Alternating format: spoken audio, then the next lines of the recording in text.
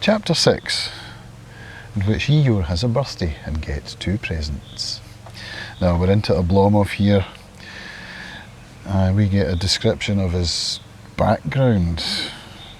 It's very interesting indeed.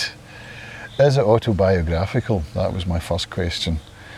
And it seems to be, which we'll get to in a minute. So we learn that he reads as a youngster, but doesn't finish anything. And he did the bare minimum at school, but he still did it.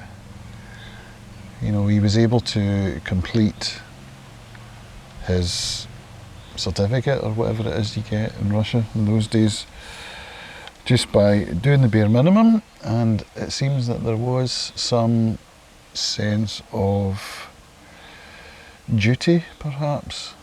Was there discipline at the school? Possibly. So here's a nice quotation.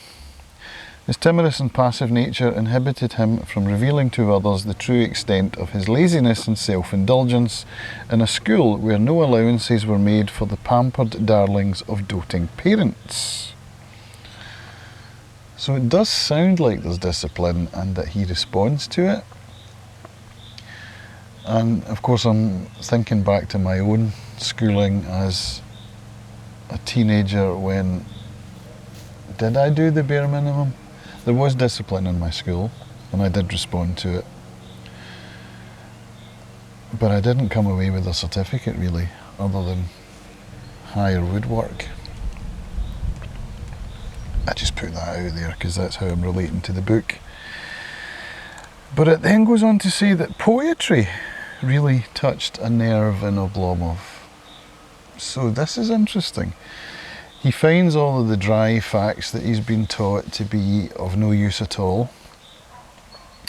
Geometry and maths and geography and politics and history.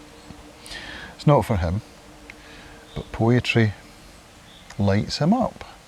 So that's worth exploring. It says it leads to moments of joy and elation, the poetry. It says his heart and mind were bright and clear. He had cast off dull sloth and was athirst for action. So this is what poetry does to him, lights him up.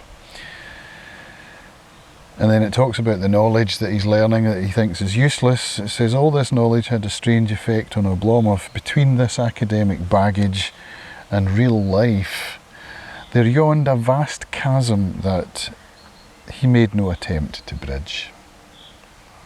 So you see, there's the academia and there's real life, and he thinks academia doesn't apply to real life at all. Well, I can kind of relate to that. And then on page 70 we get something which I've underlined and exclamation marked. Meaning and purpose. So this is really what I think lies at the heart of this novel. Oblomov has no meaning and purpose in his life. And so here's the full quotation. As he reflected on the meaning and purpose of his life, he began to realise that the horizons of his day-to-day existence lay within himself.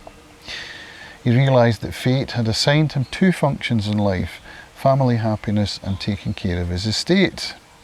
Hitherto he had not had much of a grip on his affairs. It was Stolz who took care of things for him from time to time. He did not even have any real idea of his income or expenditures and had never tried to work out a budget. So he's inherited the estate from his father. His father was no businessman either, and he had no desire to improve efficiency by looking at numbers or using any kind of strategy to improve the income or anything like that. As long as he had enough food on the table, he was grateful. And it says that if his father was being conned by the bailiff, he would just say, well, it's God's will that the income is less and we just have to get on with it. So you can see where Oblomov is coming from. He's really basically been taught by his father not to care about the estate and about monetary matters and about efficiency or any of that business stuff. He's a poetry guy. His head's in the clouds, and he cares about the arts, I suppose. So I had a question here which was, how long ago did Oblomov die? This is his father. I don't think we're told that. So that's an interesting thing. I'm hoping that that will come up at some point. And we're told Oblomov's father and grandfather were both uneducated. So the son is the first one to get an education, albeit one that he deems useless.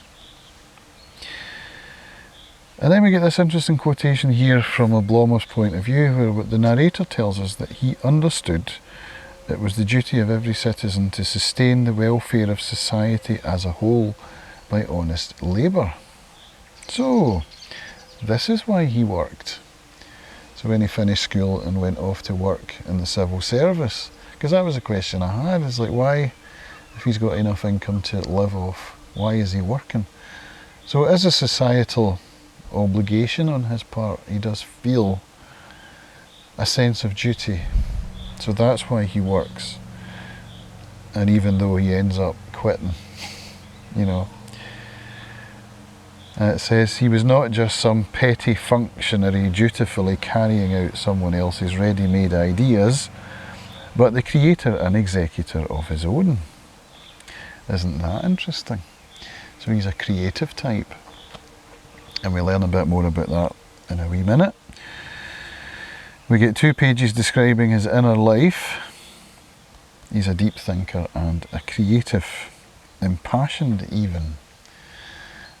And it says only Stolz knew what was going on in his inner life. Well, Stolz and Zacher.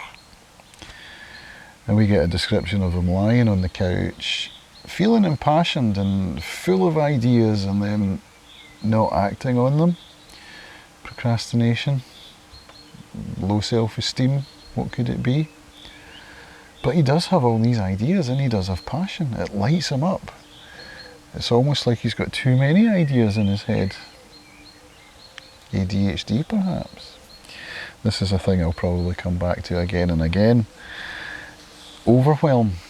He's got so many ideas going on in his head that he can't act on any of them, and so he ends up just lying on the couch and going to sleep.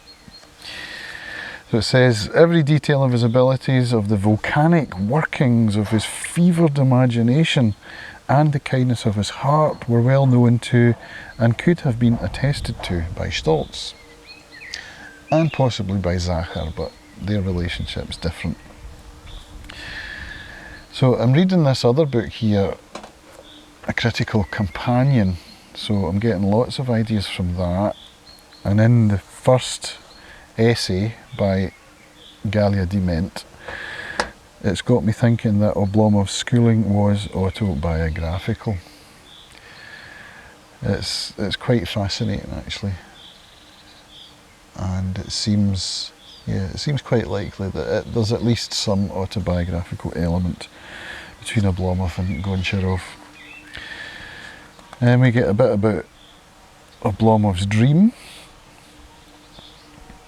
Is that coming from the other book? Yeah. I'm going to make some more content about these essays when I've finished them all, but I'm expecting what I'm reading there to feed into what I'm reading here, and it's, yeah, I'm really having a good time with this book. So that's chapter 6. It's quite short, but there's a lot in it.